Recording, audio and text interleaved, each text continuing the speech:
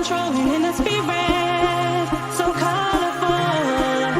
If you feel it, then let's go to a place where you belong. Give you strength to carry on. Open your heart, set your mind at ease. Live your life and you'll be free. We're gonna rise, rise, rise. Keep on rising, rise, rise, rise. Rise,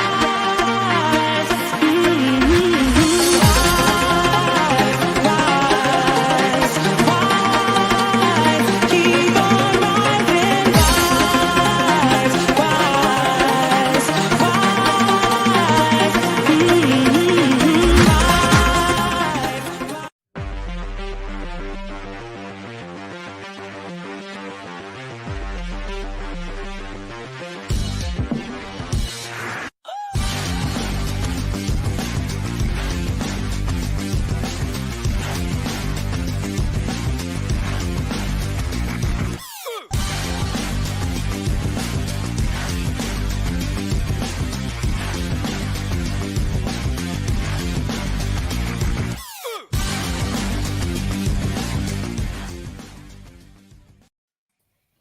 Good evening, everybody, and it's a sad day for Newcastle United supporters today after losing to the Scouse Mackhams last night by a goal to nil.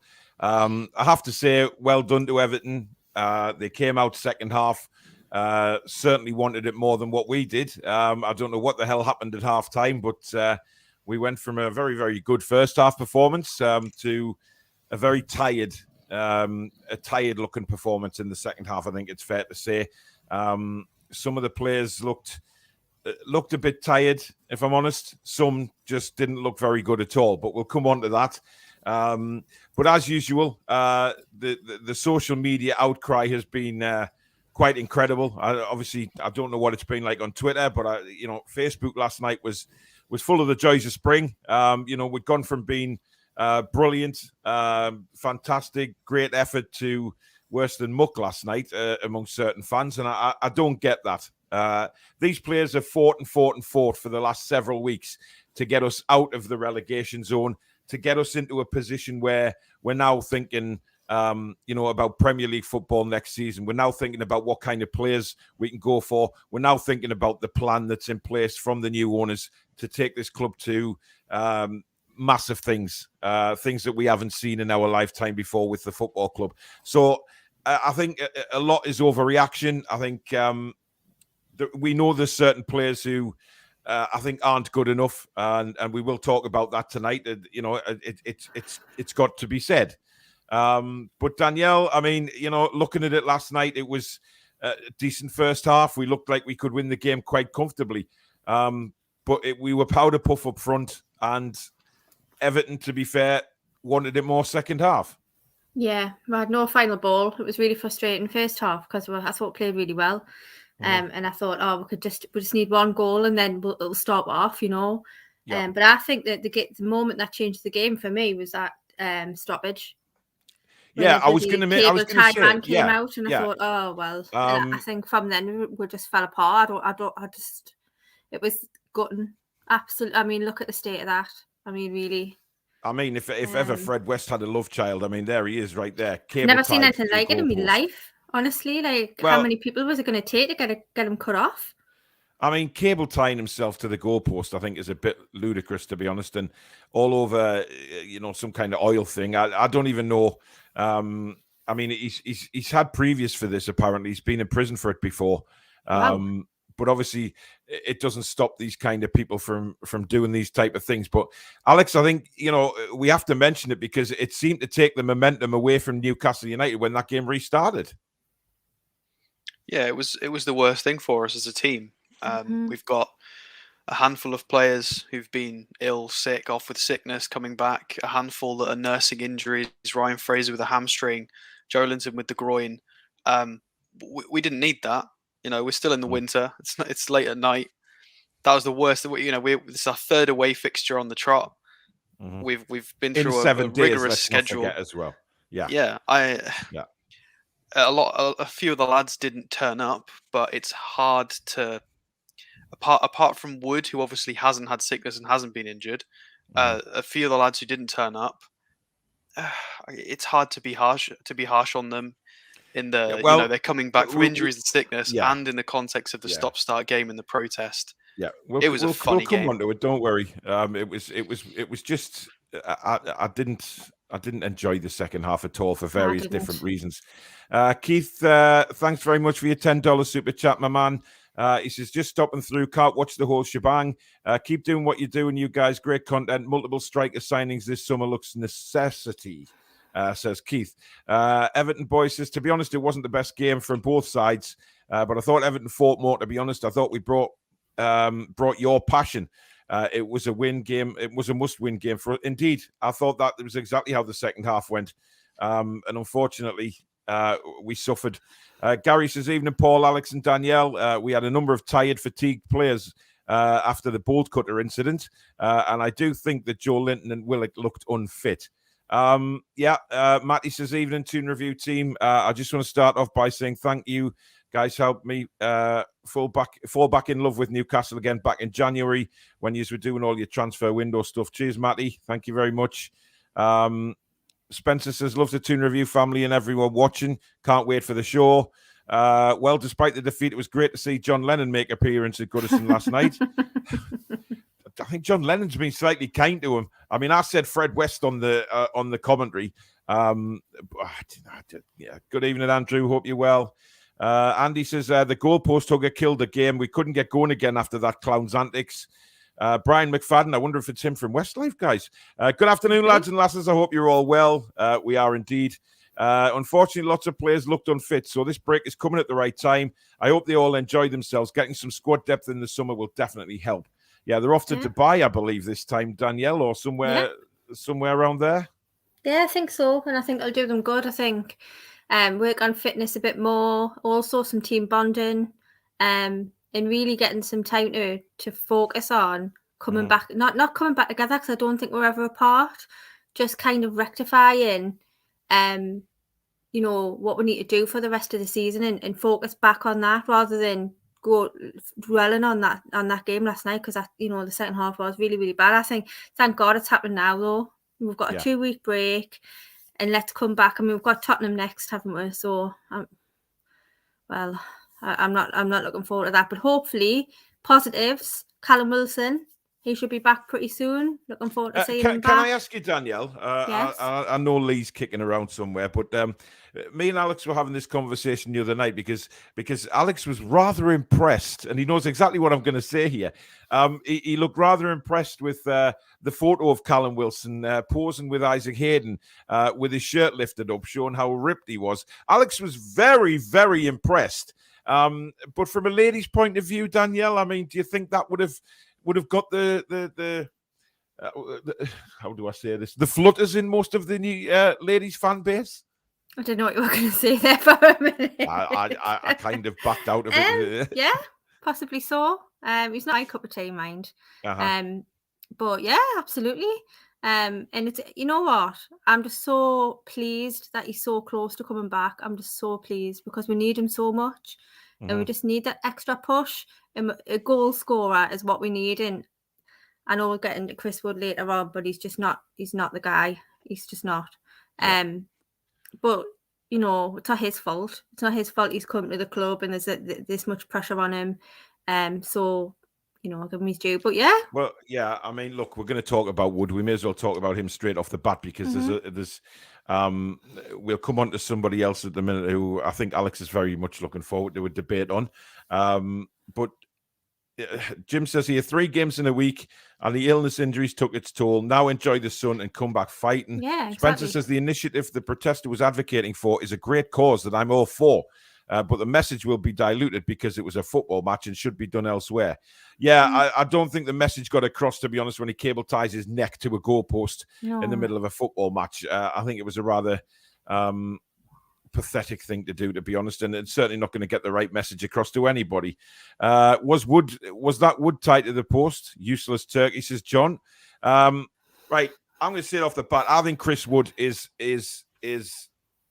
terrible. Okay, I don't see anything that he brings to this football team. Now, again, I have to reiterate 1,000 times. I'm not taking anything away from the lad's effort and what he's put in over the last several weeks since he's been at the club. No doubt, the effort is there, but he's not good, guys. He's not good. His positional play is all wrong. He's slow. He does not hold the ball up at all. Every time the ball comes to him, he loses it. And, people say, oh, well, that's not his fault. That is his fault because he loses the ball. He doesn't hold up the ball. He doesn't bring anybody else into play. He doesn't jump for headers when he's supposed to. He's better at defending headers because he seems to get his head on the ball in his own penalty box, but doesn't manage to do it in the opposition penalty box. I disagree with that, Paul. I think he loses his man all the time on set pieces. Well, I don't even think he's good at that defensively. Fair enough. That's fine. But from my point of view, my perspective is that I think it is now time to try something else. I really believe that if it's not going to be Dwight Gale, then bring one of the kids up, Dylan Stevenson, whoever it may be, give them a shot, because I don't think they can be any worse than what Chris Wood is. He is powder puff, and because of that, we didn't score last night. We've got nothing up top. We got nothing, and for me, it's starting to affect the team now. And people can say, "Oh, well, we went on a great run with him in the team," but what did he contribute? He scored once at Southampton and got one assist somewhere else. Why? That's nothing for what he should be doing as the striker. And he's had enough time now to learn the systems we play. So we can't use that excuse anymore. But Alex, what do you think? Because, I have to be honest. I can't sit here and bullshit anyone and say, oh, he did all right. He's doing okay. He's not. If I'm going to be fair about his performance and try and look at everything, there were a couple of positives in the first sort of 20, 30 minutes where he got a couple of good flick-ons. Fraser overhit the pass to Almiron twice, which was a shame because Wood's flick-ons tend to lead to nothing, but he actually got a few in the start of the game, and it led to nothing because Fraser was off his game yesterday completely. What else did he do? He got a soft header on target. Yeah, an instinctive ball that came back off him from the keeper that he messed up. And I agree with people who keep coming up and saying he does tie up defenders positionally. Okay, yeah, that's correct. But this is being said every single week, every single game. At what point, where is the line where we say, okay, it's not enough anymore. We need a bit more than that. And these are the same people who, for some reason, are being so analytical and fair about Chris Wood, are the same people not applying this logic to other players in our team, which I'm sure we'll speak about later. So I don't know how they're being so fair about Chris Wood and so unfair on others. It's bizarre. But I'm not sure I would bring any kids up instead of him. Again, I don't think they'll do that. I don't think I honestly don't think so what is the answer? What is the answer? We'll just stay with him until the end of the season, until Callum Wilson's fit. I think that's the only option. Let's hope we can keep him fit once he's fit. The coaches and the coaching staff are well aware of what he's doing wrong and right, and are trying to improve it. I mentioned in John's chat, just now that I'm happy for some of these lads to have a poor game against Chelsea because it's Chelsea. That's fair. But he shouldn't be having a poor game. He shouldn't have had a poor game last night. I'm not saying he's got to score. Again, I say this frequently. He does not have to score all the time. That's not what we're looking for. I'm not even looking for 10 from him this season. Just do something. But that was so poor against what everybody has been saying all season is a championship level defense. He didn't get any shots really. He got one shot on target, which was a soft header, in like 114 minutes of football, 104 minutes of football. Sorry. There were a few positives. Is it enough? Are you people who defending him? Is it enough really? Yeah, that protester looked like Jeffrey Dahmer with long hair. Wow. I think yesterday just highlighted our need to get more goals from a few players. Christopher Davis says, as much as I've tried to give Chris Wood the benefit of the doubt, his performance last night said to me that nothing will change for him. It's safe to say now we need Wilson back for more firepower. I said this they had the 2-3 weeks bold ago, cutters Paul. ever. Yeah, I know. Yeah, Recently, I know. I've been saying that some of our lads who have been overperforming are going to have an off day, like Willock, Shelvey, Jolin. I know Shelvey didn't play, but these lads, I've been saying this for a long time. We're going to have an off day, and when we do, we need players like Chris Wood and Krafth to turn up. Granted, Krafth did turn up. He had a good game. He did okay, but Wood didn't. So, these lads are going to have off days, and we need our other players to turn up, and it's not good enough. He's 29, 30 years old. Chris Wood, he needs to turn up. He's got experience. Thing is, though, I think we should learn from this fan base now, like to put your tin hat on when we lose. Well, because I know. it's like I mean, Armageddon, isn't it? Like it seemed like a complete frigging meltdown last night, and I don't understand why. I just don't get it. I don't get why there's a meltdown. Yeah, we can talk about certain players being, not being good enough, and that's people's opinions on things. But I mean, I saw more calls for Eddie Howe to go last night. I can't even. Yeah. And days. I'm thinking, what do these people expect, and what do these people want? We've had 3 very, very tough away games in the matter of 7 days. One of those was against the world and European champions. Let's not forget that. Whatever you think of Chelsea at the moment, they are world and European champions currently as it stands. And have got a large part of the game. Exactly. And we battled our asses off. We battled our asses off at Southampton. No, we didn't play particularly well at Southampton, but we won the game. And, people have very, very short memories. And we know that, some people expect Newcastle United now just to go out there and win every game because we went 9 unbeaten. What a hell of a run. And, why not just say, right, let's recuperate. Let's just get the lads away for some warm weather training, nice break, bonding again, and come back and go on another 9-game unbeaten run. Yeah. We've got some very winnable games coming up when we start up again. So why not just be a little bit more confident? Speaking of Susan's comment there, I mean, you guys, that's what I was laughing at. Those pig and bold cutters that they brought on I have never seen a bigger pair. But then I thought, hang on a minute, it's Everton. They're used to breaking into very big things, skips and trailers and all sorts of stuff. So, I can understand. By the way, it's banter.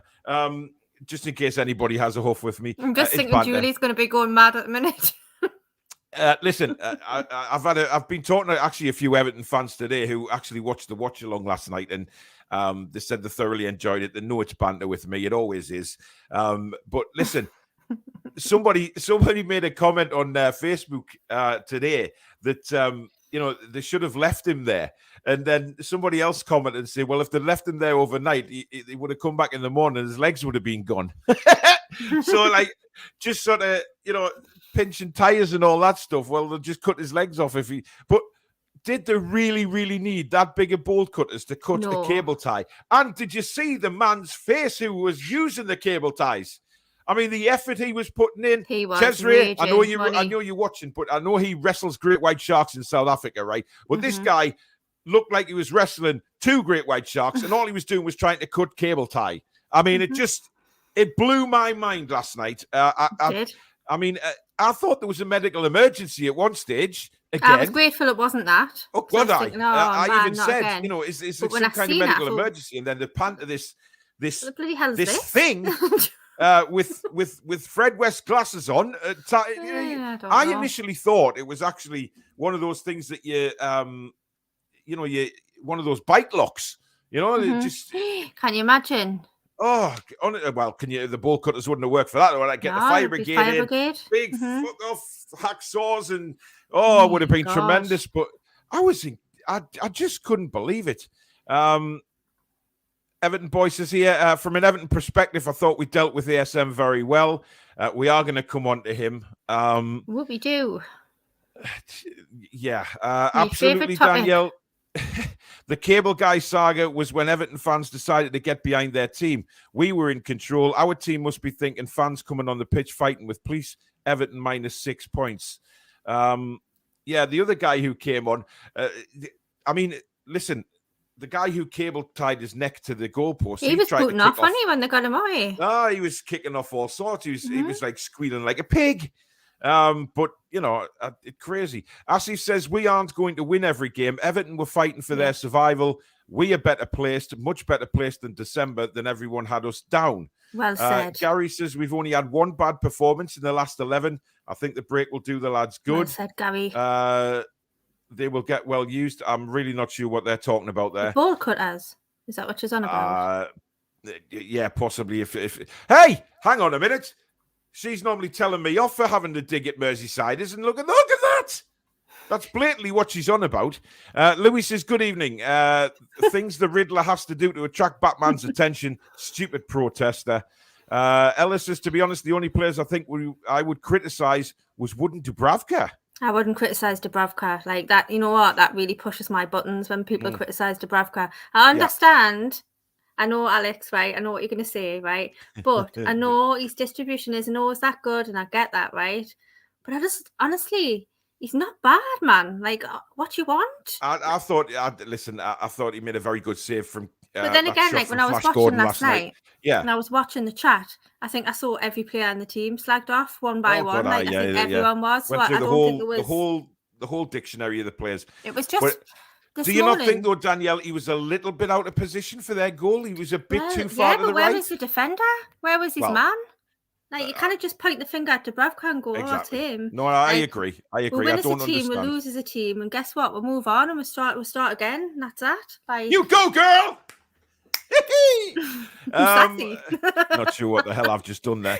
Wood will never be injured. He never even tries, says John. He does. Matthew says, Paul, your commentary is brilliant on the watch-alongs. Your reaction to the protester was hilarious. Well, thank you very much, Matthew. James says, Stato, I felt Howe failed to motivate the team. Klopp plays his team without changing much, and he demands effort. Greg says, what a dog shit sandwich game that was. Perfect chance to climb up a few places, but we'll be fine. Love your shirt, Alex, says Suave. Well, I think Alex is still bemused by something somebody you read before. Now, Alex, I feel like you have a little sort of...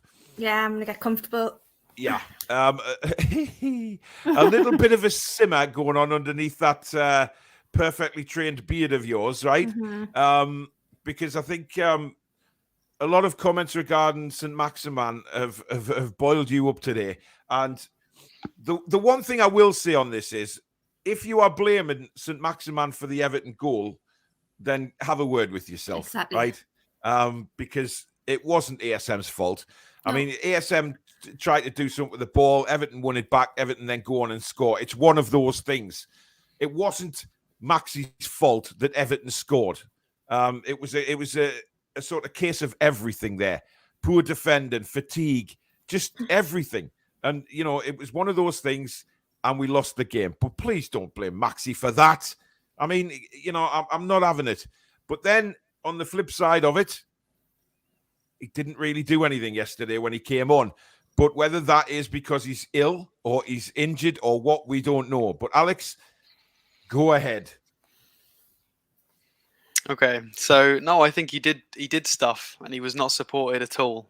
2 attempted crosses, 2 key passes.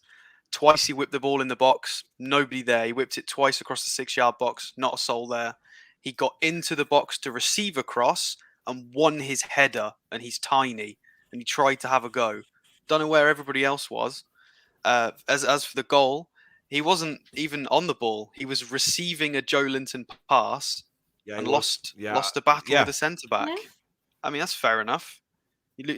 Centre-backs are meant to push people off the ball. He didn't win his duel in the centre circle.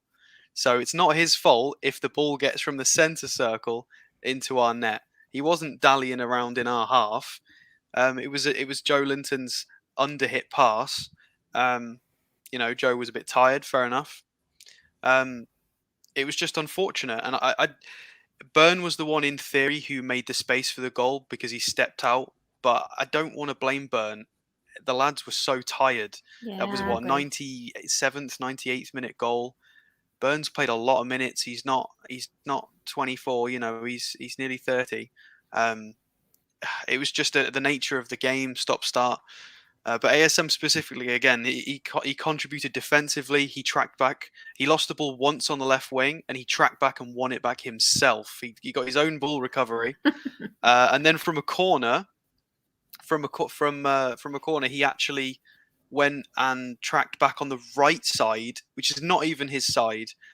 He was making an effort to be in position defensively, and I don't understand. Like, he didn't do anything magic, fair enough, but for people attacking 35 minutes of a performance from ASM and completely ignoring Fraser, Willock, and Joe Linton is just abysmal, because Fraser was poor, very, very poor. And I'm gonna suggest this now. Everybody is praising people for hard work in our team. There also needs to be a bit of balance between hard work and decision making and a good performance. And Fraser's performance was so poor. Overhit passes, not being a runner. Bruno got 8 out of 8 long balls yesterday. There was nobody to pass to. Cher got 10 long balls as well. There were no runners, none at all. Almiron did okay, but Fraser was incredibly poor.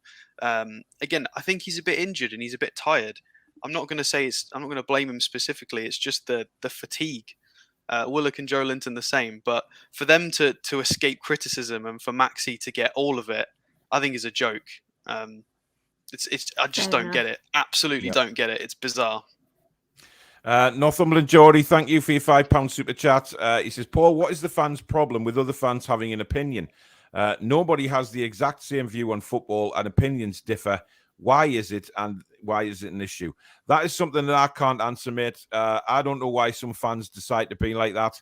I don't know why some people decide to be how they are on social media, which is, one of the main reasons that I've come off and Danielle's come off, Susan's come off. We just had enough of all the crap that went on there. I'm not saying I won't go back on eventually, but things have to change. I won't, because my life's so much better without it. Well, yeah, it is. But I heard something on... I heard the Rangers manager again having a dig at social media, especially Twitter, for allowing racist comments again to go around and stuff like that. They are going to eventually have to clamp down and demand that people show some kind of ID to go on that network, that kind of forum. And once they do that, it'll be a better place for it as well. So we'll see. George, good evening. He says, you might not appreciate it, Paul, but the start of your live stream last night was quite funny. Yeah, I didn't find it funny, George, to be honest. I mean, I was in a lot of trouble there. My microphone decided that it needed Viagra. I was having all sorts of problems with my computer. And I've now gone back to my old microphone that seems to be doing the job tonight so far. But it's one of them things.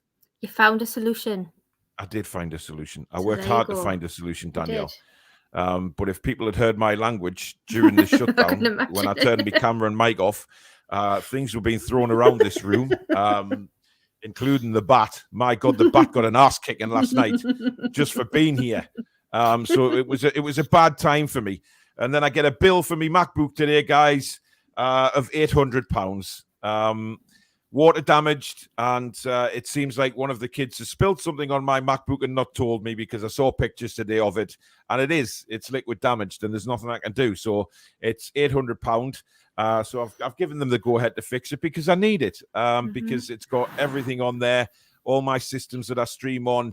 They're all on my MacBook, and it's much, much faster and much more powerful than these Windows things I'm using now. I tried to set up my watch-along thing last night, and it was all set up, and then 5 minutes before due to go live, the whole thing crashed on me. And I can't take the risk of having such a poor streaming experience for not just myself, but for you guys watching as well. It's not on. £800. So that's something I'm gonna have to pay for next week. Lovely. Rocco says my nana is probably faster than Chris Wood. Interesting. Mike says we are still top of our mini league. Everton wanted it more and could be argued needed it more. A couple more wins should do it. Ryan says glad people are agreeing with what I'm saying in the Facebook group about ASM and Fraser. Indeed, and well done for sticking for your guns, Ryan. Been doing well without Wood scoring because others have stepped up. Sadly, not yesterday. Jason says, Wood disappointed me this match. Jeff says, Bruno to Wilson, going to be like Christmas. On Bruno, Alex, he put some amazing passes together last night. He definitely stood out again. Oh, yeah. Champions League quality player. Absolutely incredible. 63 out of 65 passes. He missed 2 passes the entire match. 8 out of 8 long balls. He didn't miss a single long ball. That one in the first half that he put through for Emil Krafth was just masterful, wasn't it? Yeah, that was gutting because unfortunately Krafth, I mean, he had a very good game yesterday for him. He did very, very well. But Krafth wasn't on the same page and he didn't know that was coming, so he didn't start a run. Yeah. He was like, oh my God, he wasn't expecting it and he just had to run onto it. Yeah, Bruno just he's one of those players that sees what we don't as fans. You know, you're watching that and you're like, oh my God, I didn't even know that pass was on. But statistically, he was just an absolute monster. Again, he put up a great performance against Chelsea, considering all things considered, to be fair. 86 touches. Yeah. It was 9 out of 9 long balls. They've updated it. They must have changed it. It was 8 out of 8 yesterday. Must have found another one somewhere. Apparently he's found another one since the game's finished. Yeah. 6 out of 8 ground duels won. 1 out of 1 aerial duels won. He's so tidy. 3 tackles. Yeah. He drew a couple of fouls as well. Just so incredibly tidy in the middle. He's one of those orchestrators. He's sort of people you give the little what's it called? The person, the conductor with the stick. He is that person in the middle pulling the strings. The conductor. I don't know the name of the thing that they wave around. Well, it's a stick, really. I mean, they could do with a lolly stick, to be honest. I mean, I don't think it's anything special. It's just a stick. Yeah, it's just a shame that Joe Linton and Joe Willock weren't quite fully fit enough to let Bruno potentially do a bit more. And it's a shame there weren't enough runners. You know, if Maxi plays 90, Callum Wilson's fit, Fraser's on the right, you know, whenever Bruno looks up, there's going to be options. So, and I just want to clarify as well. I'm not saying that these players who had a poor game yesterday, apart from Wood, I'm not happy with Wood at all because he's got no excuses. But for Joe Linton, Willock, Fraser, they've been injured. There's been sickness. It happens. I'm not frustrated. I'm not having to dig at any of those 3, to be honest. Absolutely not. Not from what they've done the last few weeks. I mean, you mentioned meltdown. We've just got to be chill as a fan base. You know, if we've been very critical of the big 4 and their fan bases, and as we grow as a club and try and push for trophies, we need to temper this. We can't be having meltdowns. This is silly. Otherwise, we're going to become what we hate, and we've got to be careful. We need to stay Indeed, united. Alex. And we don't want eggs hatching everywhere, do we? You know, No. I think Exactly. that would There'd be a no tragedy. eggs. Schultz makes a point. Why not try Santiago Munoz up front than Wood? Hey, I'm sure he'd like to try. He's only played 1 game though, hasn't he? Doesn't matter. Wood's played 9 and he looks shit. I don't know, click the thumbs up, subscribe to the channel, join the Toon Review family, says Julie. I would do what she says. I would as well.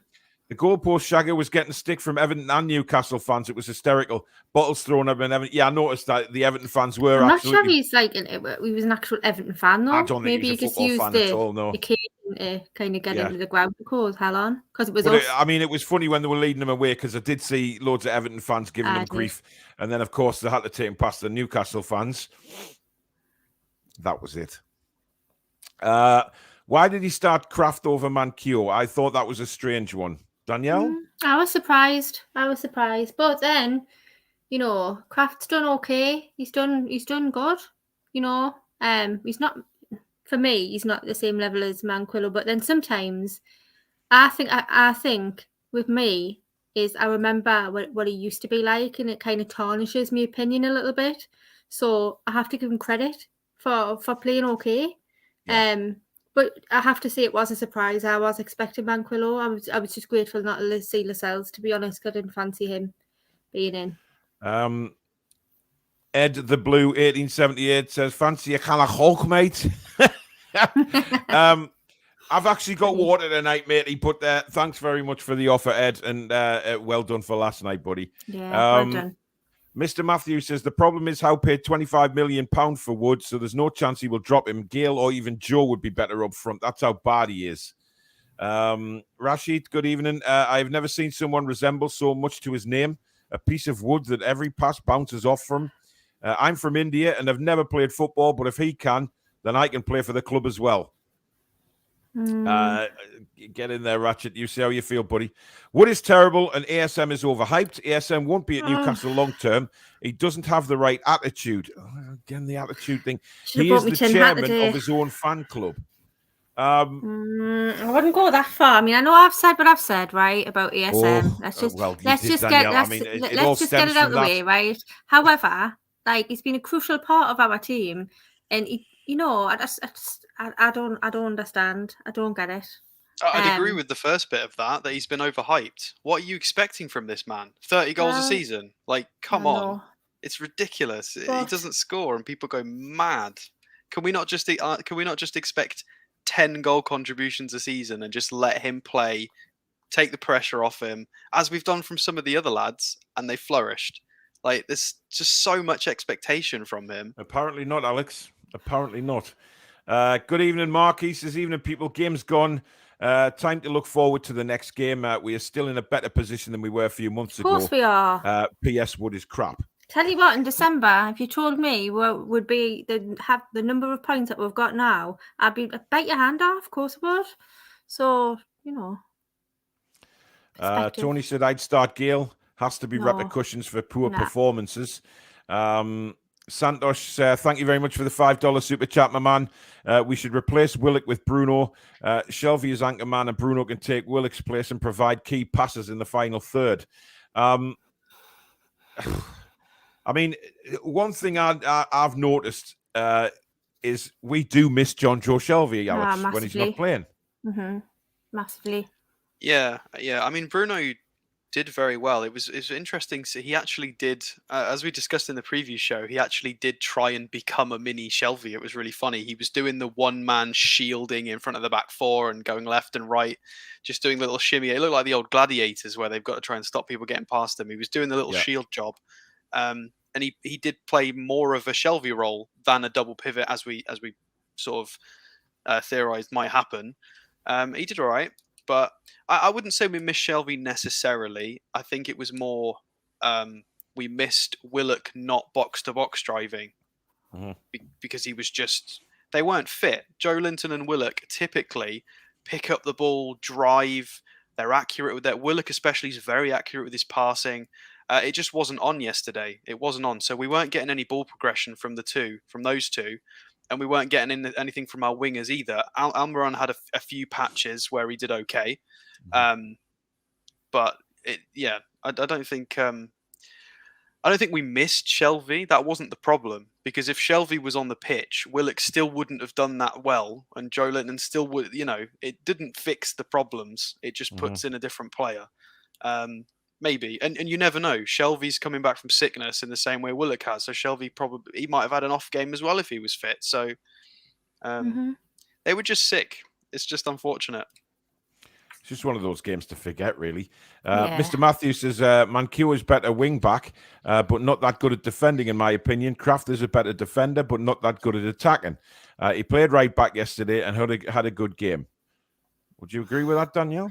Yeah, I think he had a good game. I think it was all right, yeah. My opinion of Krafth is getting better and better the more I see him play. I think he's getting on well. I don't really know what else to say about Emil Krafth. I was wrong. I was about Joe Linton, saying he was a terrible. What did I say to you, Paul? He's like the worst footballer I've ever seen in my whole life. Did I not? Something along them lines, yeah. And that he deserved to be look thrown at him in now, the time man. with bricks to his feet. I think you said something like that. Something along that lines. But look at him now, man. Anyone can turn around, and Eddie Howe is a fantastic coach. He's getting the best out of his players, and we've just had a bad day. Literally a bad day, and that's that.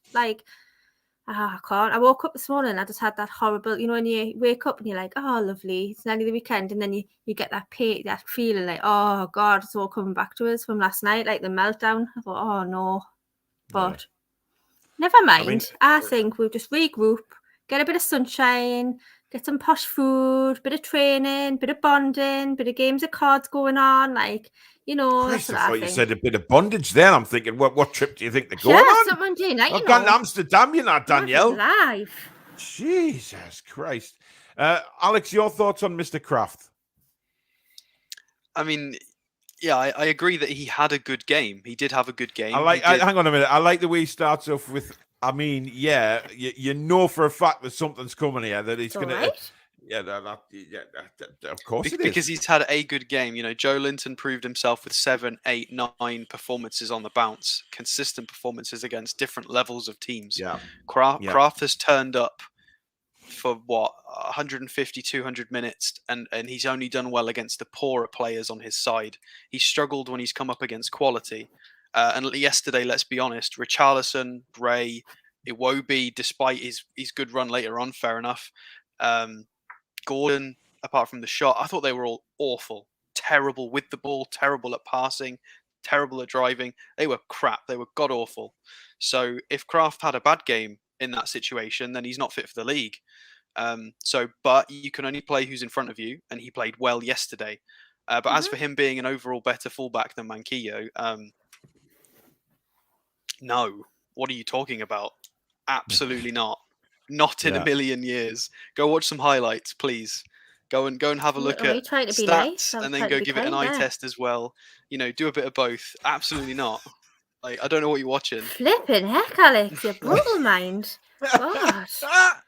Well, I'll just say it how it is. But he had a good game, fair enough. Well done, Krafth. Yeah. The protester was ditch burning a wig and glasses protesting olive oil. Oh, dear God. No, it really wasn't.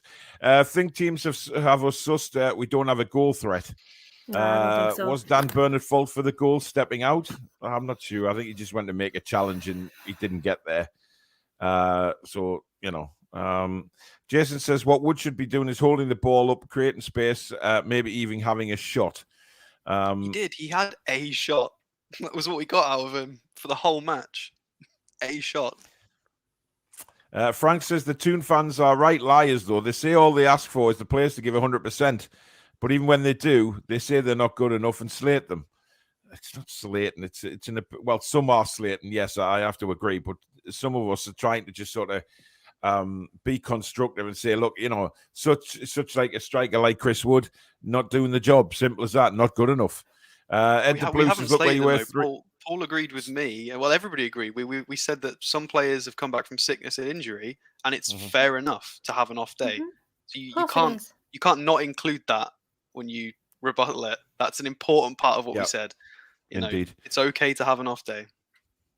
Ed the Blue says, look where you were 3 months ago. You would think you were Man United, the shite, or Chelsea the way you were mourning. A massive step forward with a solid transfer window. Indeed. It wasn't a meltdown. It was frustration at some players not doing what they're paid to do, mostly Maxi and Wood. It was a meltdown. It was an absolute meltdown. Yeah, some of the stuff. I mean, if a meltdown... Alex? Paid to do...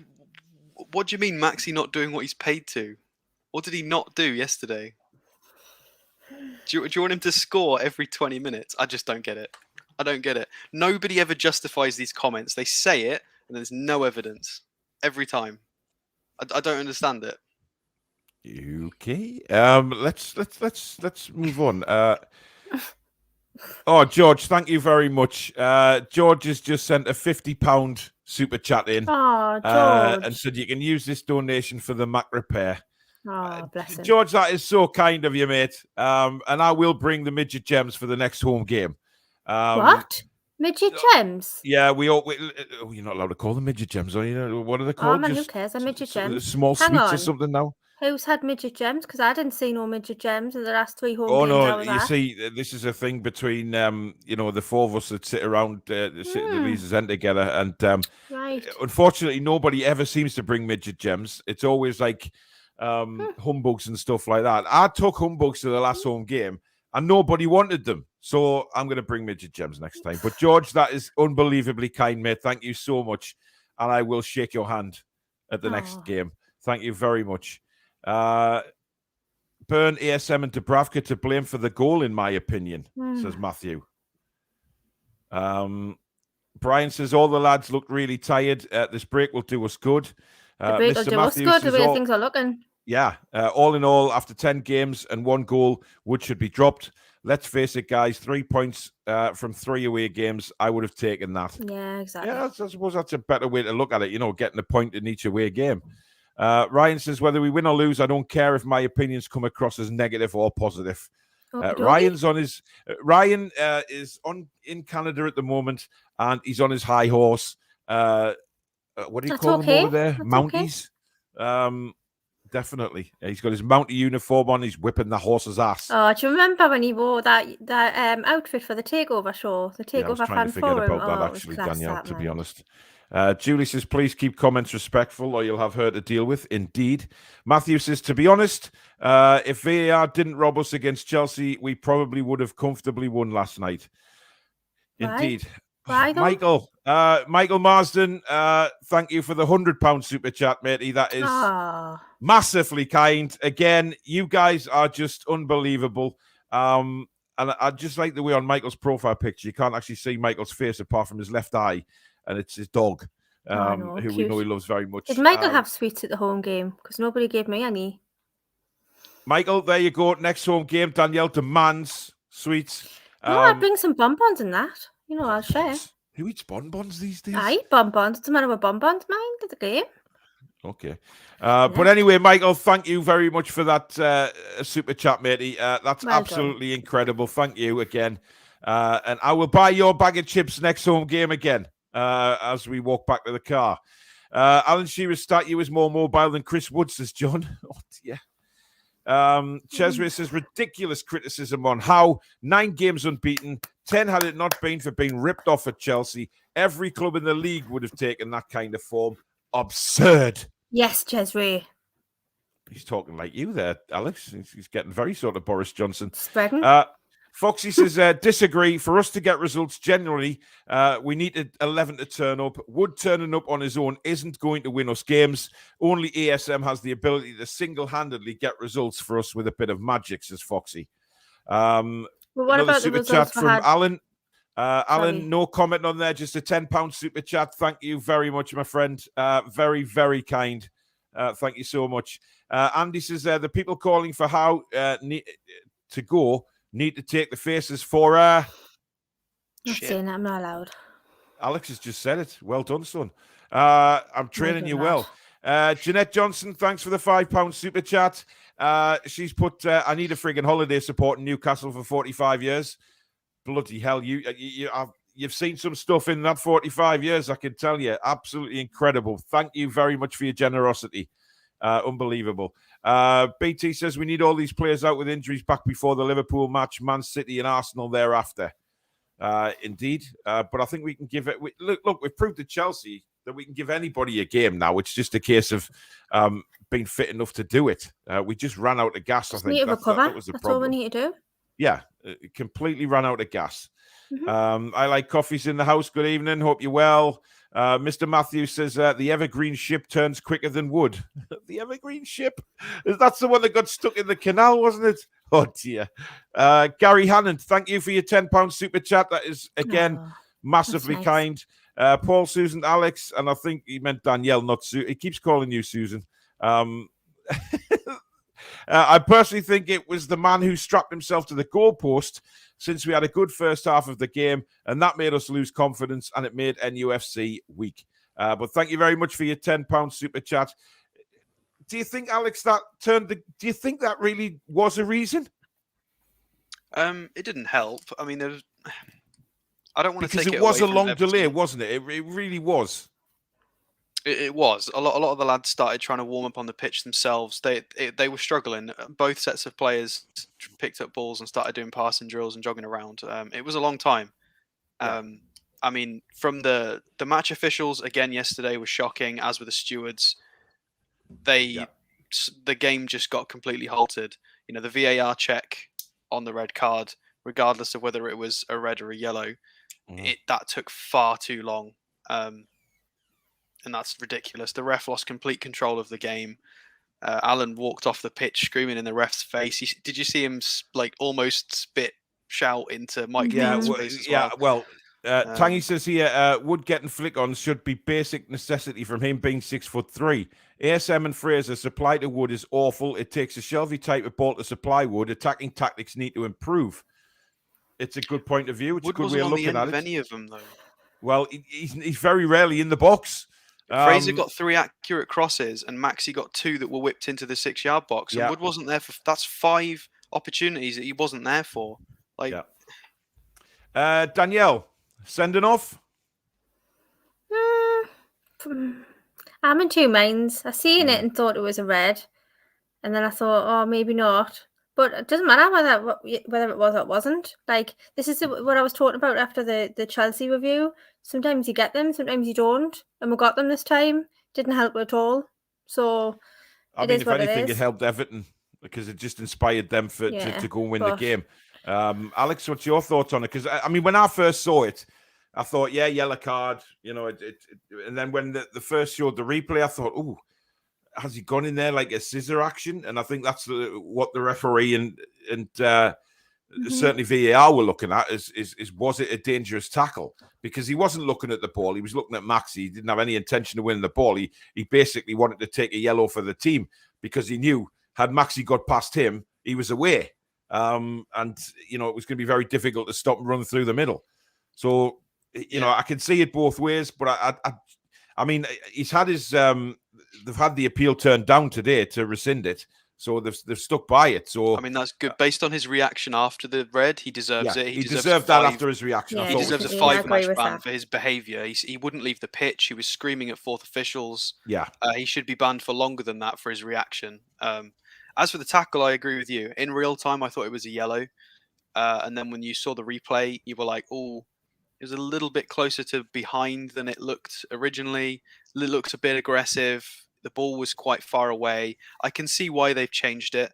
Again, I'm not too bothered about that.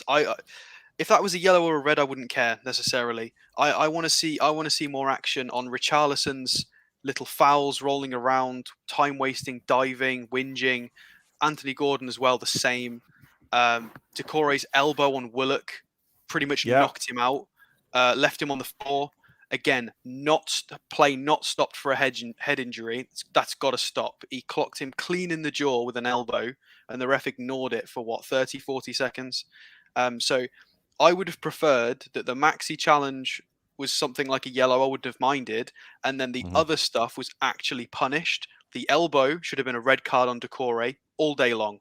You can't just elbow people in the jaw when you're not looking at the ball. And then the time wasting and nonsense from Richarlison and Gordon should have been punished. They should have had red cards in other areas of the pitch, in my opinion. I don't mind people playing football because Alan tried to win the ball in a tackle. That's football. Like I prefer the punishments to go to like time wasting and petulance, and then people who are just trying to tackle. Let the game go. It's football. It's supposed to be physical.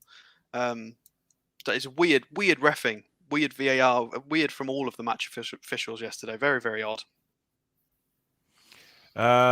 Interesting comment here. Dan Byrne at fault for the last 2 games, but no one mentioned it because he's from here. Yeah. What's the fact that he's from here got to do with anything?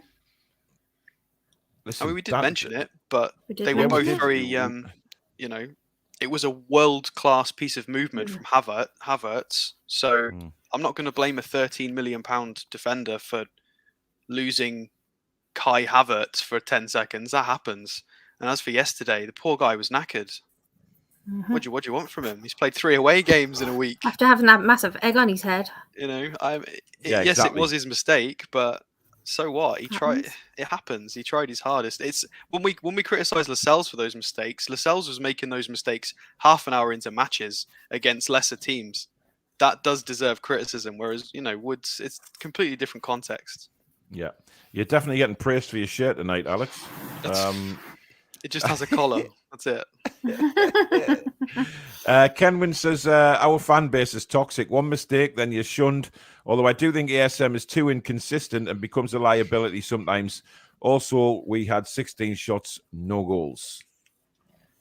Did we have 16 shots yesterday? I got 17 on my paper, but it was something like that. How many on target? 6 on target to their 3, and we had 17 shots in total to their. Where did I write it down? 1. To their 9. We pretty much doubled every single important statistic. They had 6 saves, we had 2. We had nearly double the passes, 10 extra long balls, 17 to 9 shots, 6 to 3 shots on target. We had 62% possession. We should have won the game, really. Just a bad day at the office. Yeah. Correct. Paul says, I love Paul Matchday commentary, pure class. Thanks, mate. The fucker ducks to Spencer. Christopher says, Saint-Maximin is unbelievable. Special players like that play a high-risk game and will make mistakes, but will also create chances and score goals. Matthew says, yep, ASM poor again yesterday, but a lot of others were. Burn overcommitted on the goal. Maybe he did, but, I'm not going to slag Dan Burn off. He's been immense for us. Alan says, Paul, can you ask the Everton fans, can I borrow the bolt cutters so I can open my wife's purse so I can buy a season ticket for next season? Wow. If you need a bolt cutter to get into your wife's purse, mate, I suggest you divorce. Wow. Give Galen Wood a go. If it don't work, try Wood and Stevenson or Galen Stevenson. I would have left the cable guy strapped to the post and continued the game. Well, somebody said it would be unhealthy to leave him standing outside the post in case Chris would hit him. Just all those sort of comments come in. Joshua was asking Cesare, you wrestle with great white sharks. Yeah, he does. He's he basically helps keep the bathers safe, because if any great white shark comes into the vicinity out there in South Africa, they put a big Cesare sign up like a Batman sign above the beach, and Cesare runs down in his red swimming trunks to the theme tune of Baywatch, and he's in that water. He's wrestling the sharks. He's punching them. He's giving them what for. And these aren't just 6-7 footers. These are 20-foot sharks. But Cesare, with his man guns, keeps them safe. Keeps the bathers safe. Everybody, right. It is time now for player ratings, and I'm very intrigued as to how this goes tonight. Jesus. This is going to be very good. Now, who are we going to start with? Can we mention as well? It was Fabian Scher's first time captaining. Oh, yes. That was really nice as well. Yes, I did. Well deserved. And he did really well again. I thought Scher did nothing wrong last night again. Same. But we just ran out of energy. Tried to lob Begovic from a free kick. That was immense. Had that gone in, I mean, I may well have been windmilling again had that gone in. Oh my God. But then What I do you mean realized again? shit. I didn't mean to say again. I've never windmilled in my life, apart from in front of Susan, and I really shouldn't have said that either. But there you go. I have. Stop talking. Just on a Saturday night. Evening, Susan. Anyway. Danielle, we'll start with you. Dubravka. Oh, Jesus. Okay. I'm going to give him a 7. Okay. Actually, no, I'm not. Balls to it. I'm going to give him an 8. Right? An 8? I'm giving him an 8. And you know what? I'm not bothered. Look, they had 2 shots and 1 goal, right? Whatever they had. Oh, Paul, stop twisting, right? I'm giving him an 8 and I'm sticking to it, right? I like him. I don't want him sold. And there's no one that's going to come in for him. He's a great keeper. He's done really well for us. And really, Dan Burn should have stopped him. So at the end of the day, I'm giving him an 8. And if you don't like it, oh well. Well, that's fine. We can lump it. Listen, you're giving. I like Martin. I like him. You're giving him. Let's hope my phone doesn't get pinched. My God, Susan! You don't say things like that on live streams. Hell's teeth. Chesney says, hey, if the wind will keep Susan cool in the summer, then who are we to judge? It's just clean energy. Oh, my God. I can't cope. Bloody hell. Susan! And Cesare. Right, anyway, I'm going for Emil Krafth, and I'm going to give him a steady 7. I thought Krafth was quite good. He certainly didn't do anything wrong for me, and again, just really proven that he's a decent player. He's not what we need long term, but listen, he did a job for us, and I'm happy to give him a 7. Seattle Geordie, thanks for the $10 super chat. Sorry, just got in. I finally agree with you, Paul. Wood is useless. What if we kept Carroll? He can definitely hold the ball up, and Krafth giving away edge of the box free kicks. Yeah, but I mean, just before we go on with the player ratings, Richarlison, right? I thought that Jorginho was a massive, bell end. But my God, Richarlison last night was pathetic, by the way. And the one where he went down holding his face, that was just disgraceful. So, I know he won't be watching, but I think Everton fans would probably agree that was embarrassing seeing a player do that. And when you're in a relegation fight, right, you need stronger players than him. They're just going to roll around and feign injury and cry to the referee all the time, because you need players who are going to fight, because the difference between him and when Calvert-Lewin came on were completely different. Calvert-Lewin up for a fight, kept Iwobi, to his credit, kept going all night. Players like Richarlison, sometimes not needed in a big fight like that. I changed my mind. Laughing. And I was interested in Richarlison, Paul, for if they went down. And after last night's performance, completely changed my mind. I don't want him anywhere near our team. Well said, definitely. Alex. Definitely. Susan, thanks. It's a good laugh. Julie says the next TikTok. No, Julie. It's not. We are not doing anything like that. Why do I say things on this bloody stream? I mean, listen, it gives people a laugh. Alex is just disgusted. I mean, you can see that. you can see his face. He's just like, why am I doing this stream? Why am I involved in this channel? I'm such a well-educated man. I don't need this shit in my life. You love it, really, Alex. You do love it, really, don't you? You do love the banter. Like every week. Exactly. Anyway, next player is the left back, Matty Target, for you, Alex. Oh, we haven't mentioned him yet. He really is like a James Milner, isn't he? He's just a 7 every week. He didn't really do a lot yesterday. I think partly that was down to Fraser and just the chaos of the game. Yeah, it was just stop, start, and it was very, very difficult. So Target had difficulties influencing anything further up the pitch, not through want of trying. Just a 7. I can't give him. He didn't really make any mistakes. Very, very solid. Again, a few times. This keeps happening week after week as well. We do seem to keep getting caught when Matt Target goes too far up the pitch, though. Dan Burn does get left one-on-one quite a lot, and we haven't been punished for it yet. But I think we will if we keep doing that every week, especially against we've got Liverpool, City, and Arsenal. I'm not happy about that, because we can't expect Burn to win every one-on-one against every winger for the rest of the season, because Target's up the pitch. I feel like that needs to be addressed at some point, because we're gonna Brentford nearly got in a couple of times before the red card. It does seem like it's an issue it's just we've not been punished for it yet. It doesn't mean we don't need to fix it. Let's try and fix it before we get punished, because we might lose points.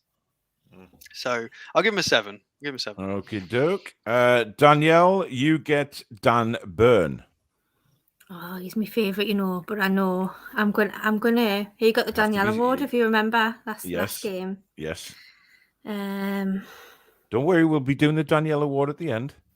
I'm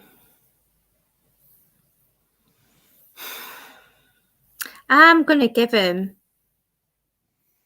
an 8. Look, right, I know he should have tracked his man. I know that, right?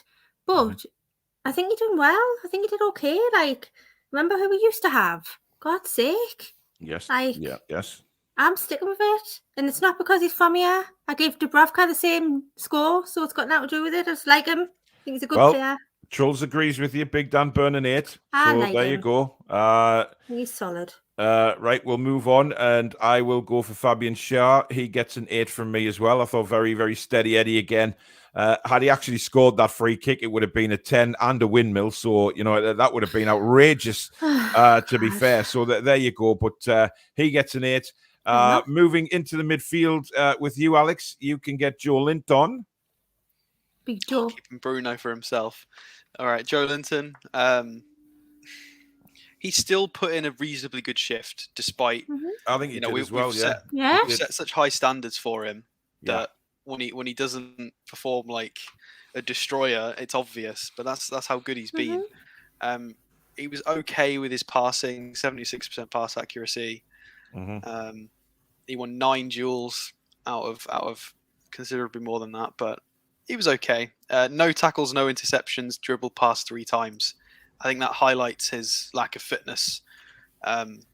Wasn't quite at the races yesterday. Wasn't quite tracking back. I mean, even when he was bursting forward with the ball, he seemed to sort of hold up a little bit, when he was as if to say, I'm really not risking ripping my groin here. I think you could see that the real Joe Linton was there and he was holding back. I don't think it was. You could see that it's not. He hasn't lost it. It's just. I hope he's not going to need surgery.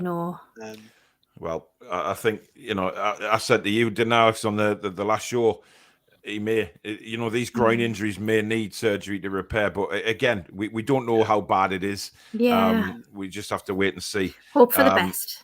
Exactly. Wise, I mean, you're probably not going to be happy, Daniel, but I'm going to have to give him a 6 because he just for the performance. I respect your opinion, Alex. I feel like he could have played up to a 7 or an 8, but he didn't because he wasn't fit. And that's fair. I think that's a fair. Yeah, definitely. I think Joe Linton will probably end up having surgery in the summer. Bruce says would swap Wood for Mickey Quinn. Yeah, definitely. Certainly Mickey Quinn in his prime, definitely. Ancients of Moo Moo. What a username that is. Is that the KLF, Danielle, back in the day? You remember them? The KLF? Ancients of Moo Moo. You must remember the KLF, man, in the 90s, man. I might, not that song, though. Oh, jeez. A terrible second half and lost 1-0 and giving players an 8. A game of opinions. Lol. Yes, it is. Who are we up to here? Danielle, you get Bruno. Alex. Yeah, he's saying, go on. I'm going to give Bruno an 8. I was going to give him a 9. I think he was one of our best on the pitch. But 9 and 99. What? Oh, come on, Danielle. I don't get. No. Actually, me and Susan were watching an old Top of the Pops. It was a Top of the Pops night on BBC Two last Saturday night.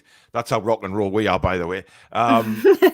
Not all this bloody 50 Shades of Grey windmill and shite. We were sitting on the couch watching bloody, watching the bloody Top of the Pops thing. And the KLF were on. Really good.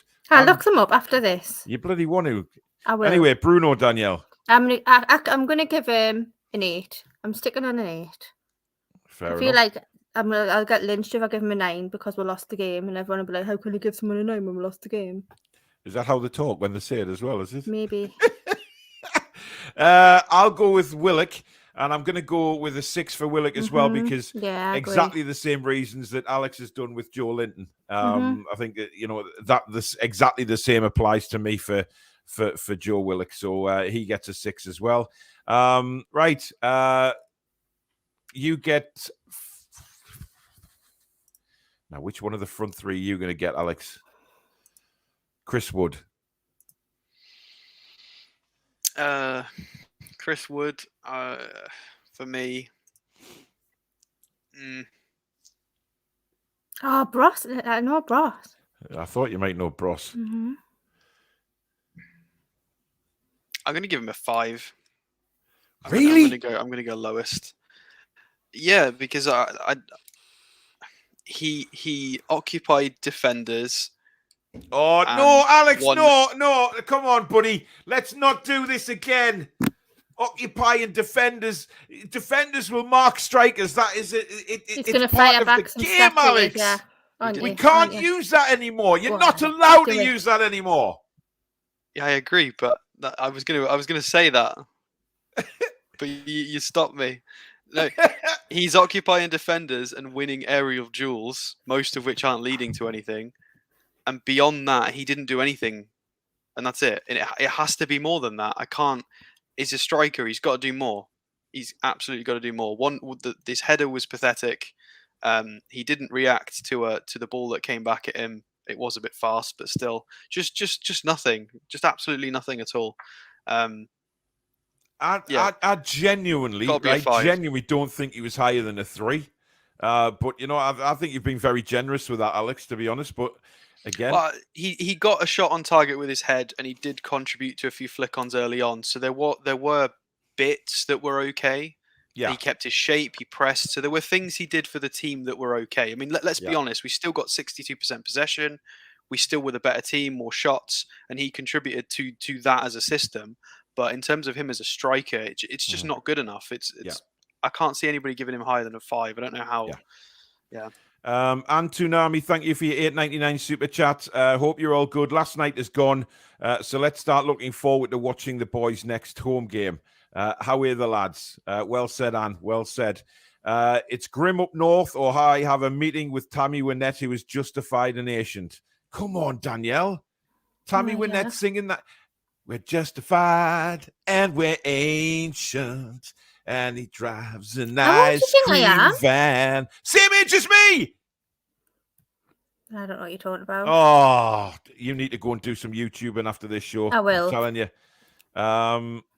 Right. Who is it? It's Danielle, and you get Ryan Fraser. I'm giving him a 6.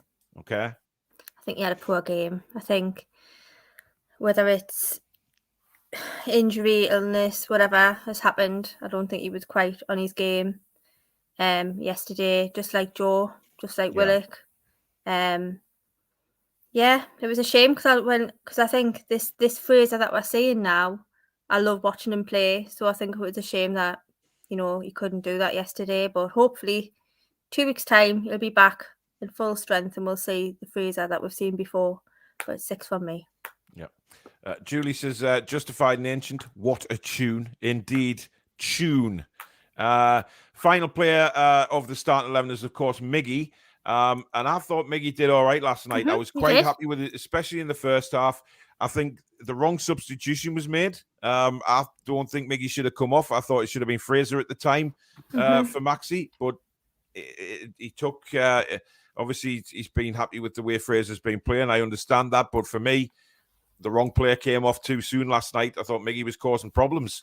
So Miggy gets a 7 from me, and that's that's probably one of the better games I've seen Miggy play in a black and white shirt, to be fair. I thought he worked his arse off, and he was creating opportunities. He was causing problems for the Everton defence. He was using the ball in the right way as well. So, for me, definite 7 for Miggy. Right, Alex, substitutes. Of course, you get Mr. Saint-Maximin. I mean, I'm going to give him a 7. I don't think he did anything wrong. Okay. The thing that everybody's talking about the goal, he didn't lose the ball. He was receiving a pass and lost a duel to try and get that pass. Like, it happens. It's in the middle of the pitch. We're talking about him versus Fraser.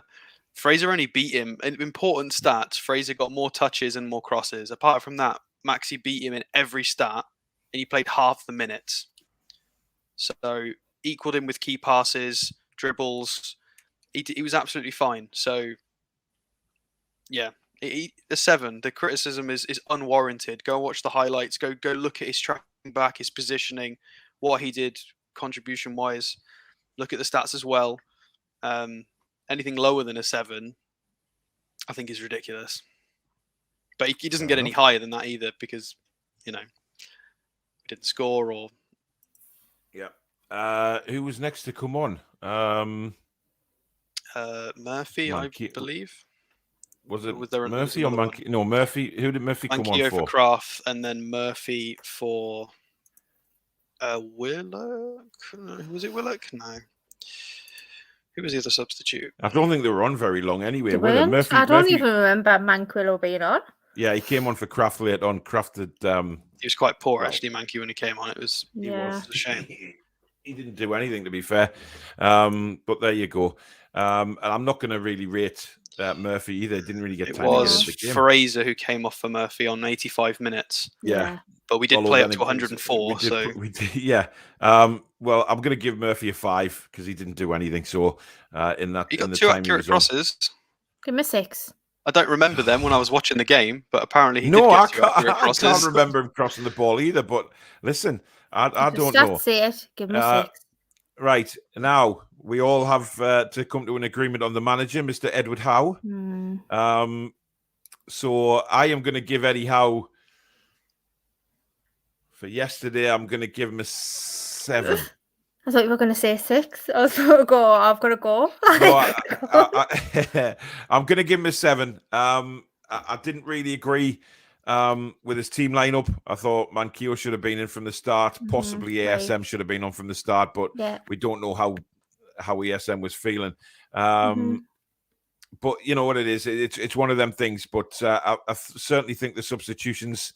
I just think he leaves him well late, though, doesn't he? Like, he subs up well late. Like, I don't know. Maybe it was because they had the added time to go. Yeah, maybe that's why. But I'd like to have seen ASM much earlier than 71 minutes he made the change. So yeah, but I think you got it wrong. Paul, thinking with your hand on your chin, I thought you were going to break into George from Rainbow. No, don't start him off for that. No. Anyway, Alex, Eddie. Yeah, I think 7's a fair assessment. He, I'd have played pretty much the same lineup. Again, the Krafth Manquillo thing is debatable. It depends. Yeah. Again, we don't see how they get on in training, who's fit, who's ready. So, who am I to argue that Krafth versus Manquillo? That's fair enough. But I agree with the.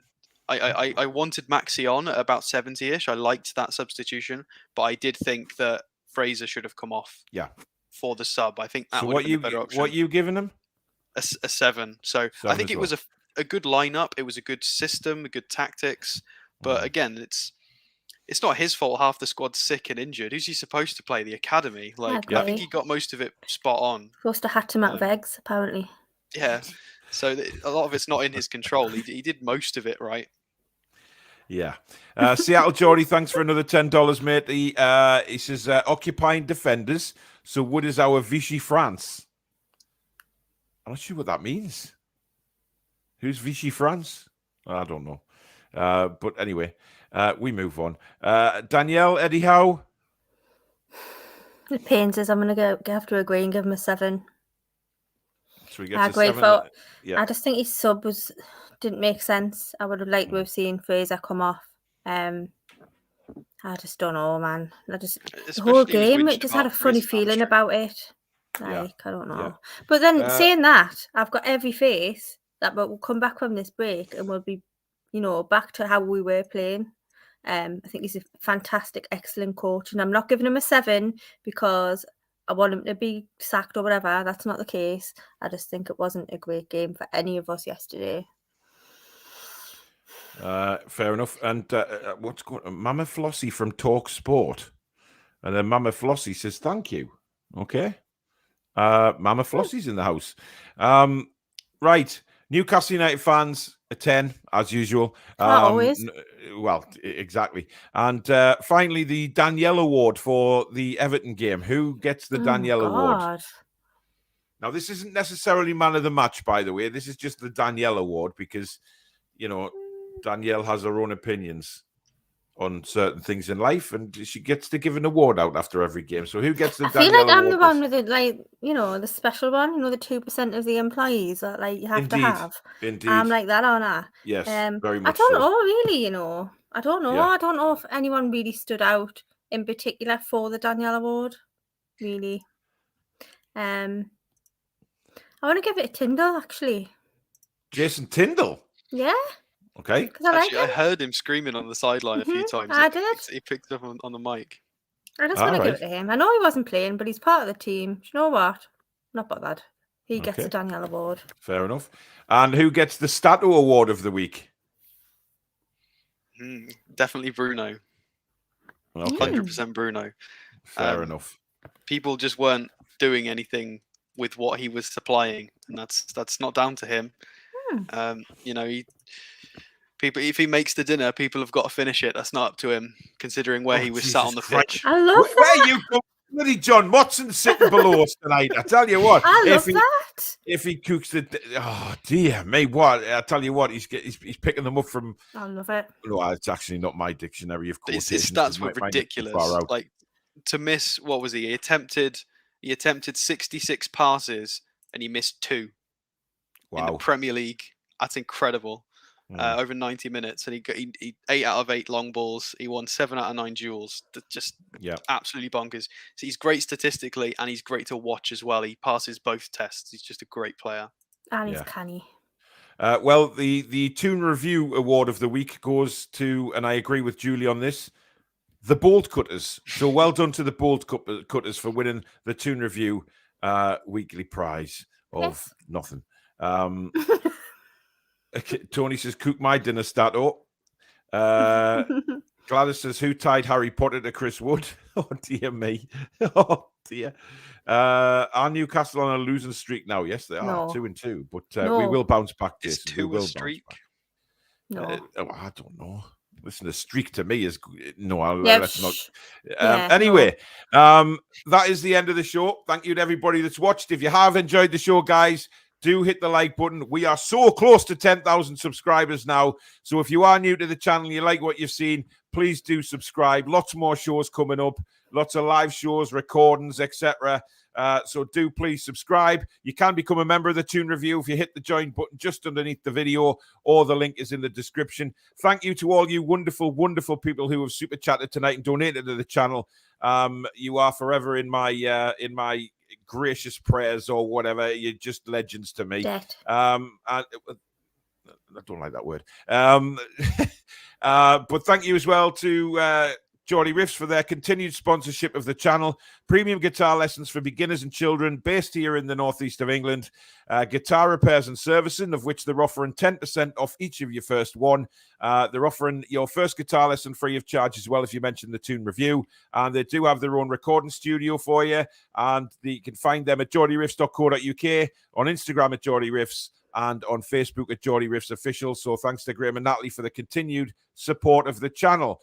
Thank you, Danielle and Alex. You can now jump over to World of Sport TV if you wish, as Barry is doing a full time as well if you want more discussions about the game last night. So please do jump across to World of Sport TV now, as they have already started their show. And thank you to the mods again for their fantastic work behind the scenes, keeping the chat all nice and peaceful. And thank you to everybody that's out there that subscribed, that views, etc., etc. Next live show that is scheduled will be on Tuesday night, which is the fan forum. But I think Four Horsemen's on World of Sport TV on Monday night as well. But there may be shows coming up on here. If there's any news from the club, certainly there'll be videos, etc., coming out. But that's it for tonight, guys. Have a fantastic weekend, and we'll see you soon. Take care, guys.